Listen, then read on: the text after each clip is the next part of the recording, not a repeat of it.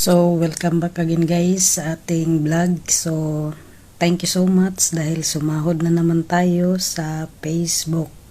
So, legit talaga yung Facebook. So, mas maganda kasi yung long video, yung ad stream.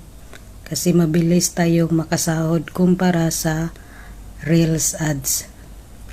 Kasi ang Reels ads, mahina yung revenue niya. Kahit marami kang views, konti pa rin yung revenue. Kumpara sa ad stream, malaki-laki yung kitaan sa ad stream.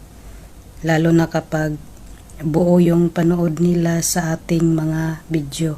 So, napaaga tayong gising dahil mag-email si Daddy Mitz na naisahod na niya ang ating binabayaran na niya yung ating mga videos na long videos. So, kung gusto mo mabilis kang mamonetize sa ad stream, so mag-upload ka lang palagi ng long videos at saka mag-live ka palagi, dapat naka 5,000 followers ka.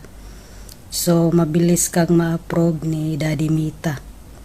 Kumpara sa Reels, kapag kunti lang views natin, so kunti lang din yung earnings natin. Doon ako nakabanat sa aking pag-upload ng Ate Lishiri na yung Linet. So naka 10k views siya. So kaya ako nakasahod ngayong month. So, thank you so much talaga sa Facebook at saka sa mga viewers na hindi nag-skip ng aking ads.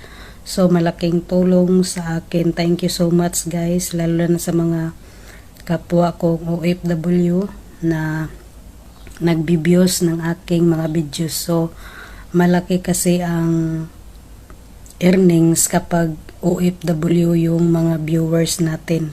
So, malaki ang bayad sa ads kumpara sa Pilipinas. So, maliit lang ang kitaan sa Pilipinas yung viewers natin. So, thank you so much guys.